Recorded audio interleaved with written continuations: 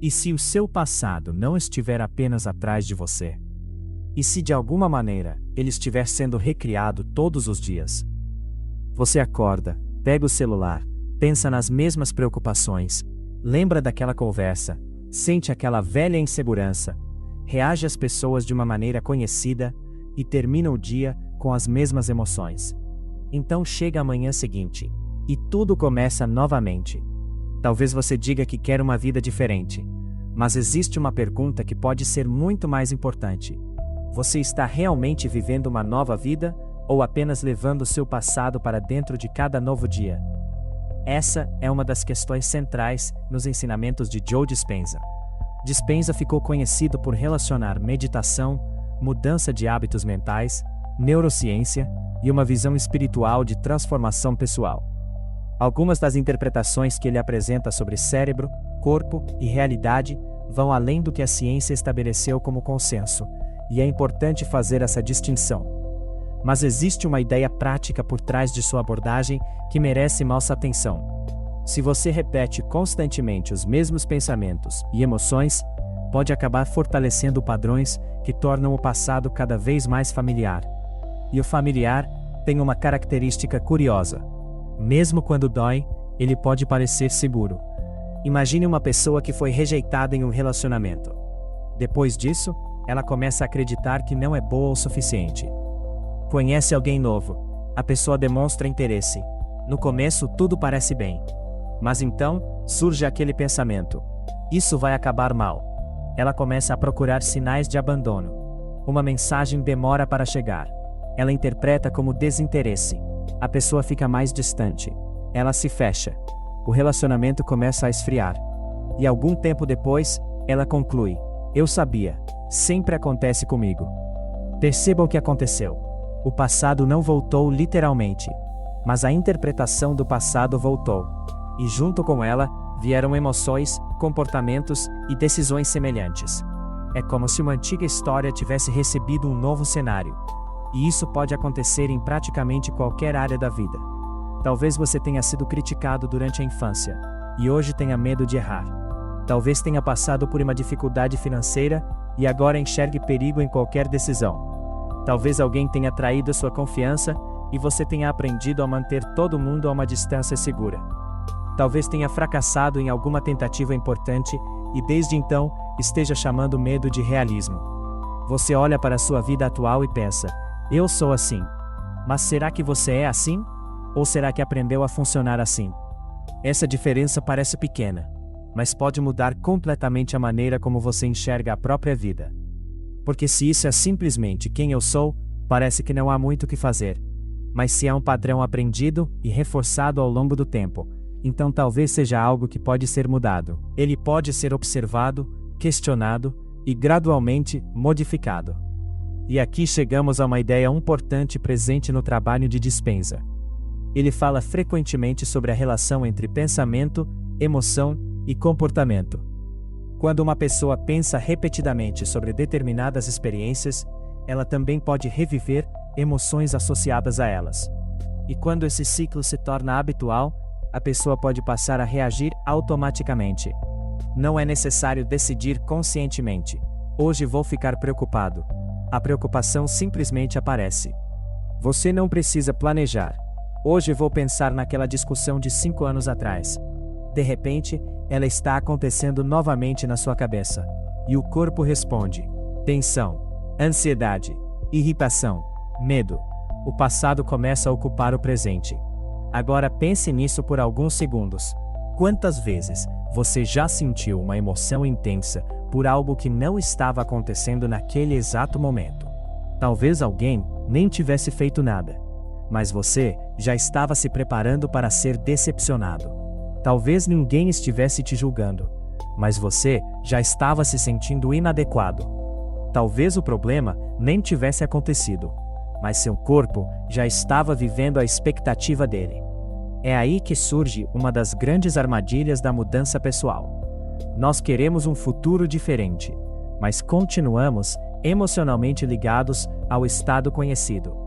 Queremos paz, mas alimentamos diariamente a preocupação. Queremos confiança, mas repetimos mentalmente todas as vezes em que fracassamos.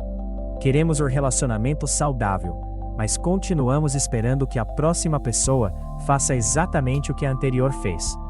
Queremos começar algo novo, mas continuamos consultando o passado para decidir o que é possível. Então existe uma contradição. A mente diz que quer avançar, mas o sistema inteiro continua ensaiando o que já conhece. E talvez seja por isso que algumas mudanças pareçam tão difíceis. Não porque você seja fraco, não porque não tenha força de vontade, mas porque você está tentando construir uma resposta nova, enquanto pratica diariamente a antiga. Agora, vem a parte mais profunda. Talvez o problema não seja simplesmente que você pensa demais no passado.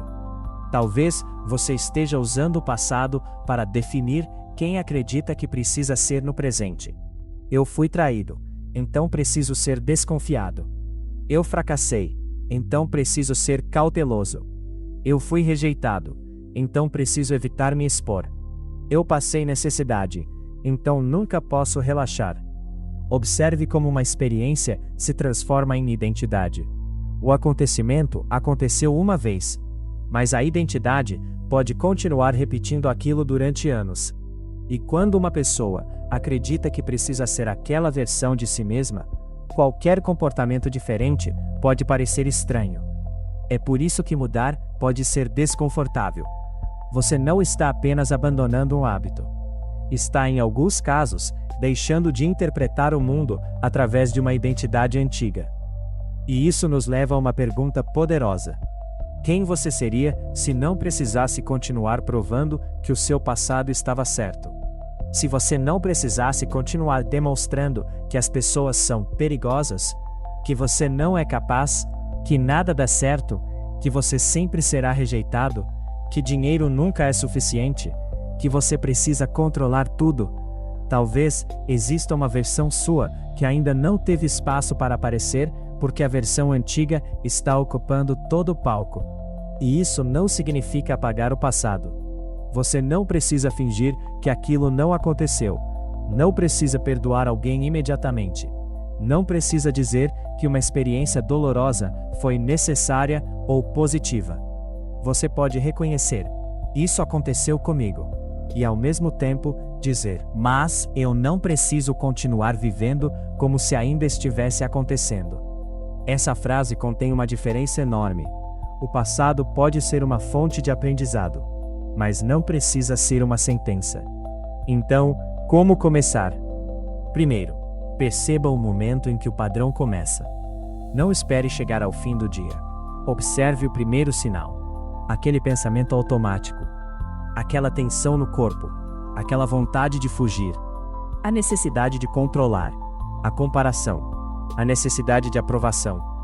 Em seguida, faça uma pergunta simples: isso está acontecendo agora, ou estou reagindo a algo que aprendi a esperar? Às vezes, a resposta será: está acontecendo agora. E tudo bem. Nesse caso, você lida com a situação real. Mas outras vezes, perceberá: na verdade, isso ainda nem aconteceu. E esse pequeno reconhecimento cria espaço. Espaço entre estímulo e reação. Espaço para escolher. Por exemplo, se o chefe envia uma mensagem: precisamos conversar. Seu padrão antigo imediatamente diz: fiz alguma coisa errada. Seu corpo sente tensão. Você passa 2 horas imaginando cenários. Mas então você percebe: eu não sei o que essa mensagem significa. Essa é uma mudança pequena. Você não está pensando positivo. Está apenas separando fato de interpretação. E isso é poderoso. Outro exemplo: você manda uma mensagem para alguém e a pessoa não responde. O passado diz: ela perdeu o interesse. Você sente ansiedade e manda mais 3 mensagens. Mas dessa vez você interrompe o padrão. Você respira, reconhece a emoção e admita: eu não tenho informação suficiente para concluir isso. Talvez a pessoa esteja ocupada. Talvez não esteja interessada. Você ainda não sabe. Essa capacidade de permanecer diante da incerteza, sem imediatamente repetir uma velha reação, é uma forma de liberdade. E é aqui que a transformação começa a sair do campo das ideias e entrar na vida real. Prática final. Hoje, reserve 10 minutos. Escolha uma situação recorrente que costuma despertar sempre a mesma emoção. Pode ser medo, raiva, ansiedade, culpa, insegurança ou necessidade de controle. Pegue uma folha e divida mentalmente o exercício em 4 partes. Primeiro, escreva o que aconteceu de fato.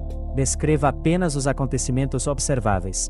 Depois, o que minha mente contou sobre isso. Aqui você registra as interpretações, previsões e histórias que surgiram. Em seguida, o que eu senti no corpo. Observe onde a emoção apareceu. Peito, garganta, estômago, mandíbula, ombros. Não tente eliminar a sensação, apenas perceba. E finalmente, como eu gostaria de responder se não estivesse repetindo automaticamente o meu passado? Escolha uma resposta pequena e concreta. Talvez esperar antes de reagir. Talvez conversar em vez de presumir. Talvez dizer não. Talvez começar aquela tarefa que você vem adiando. Talvez permitir que alguém se aproxime. Faça esse exercício durante 7 dias, sempre que perceber o mesmo padrão surgindo. O objetivo não é controlar seus pensamentos, nem eliminar emoções.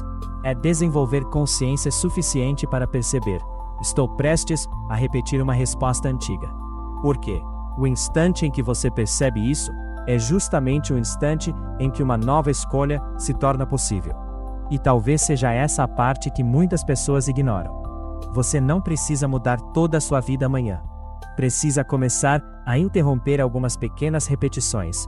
Uma reação, uma interpretação, uma decisão, um hábito, um pensamento que você normalmente alimentaria durante 20 minutos, mas dessa vez observa durante 2. É assim que o presente começa a deixar de ser apenas uma continuação automática do passado.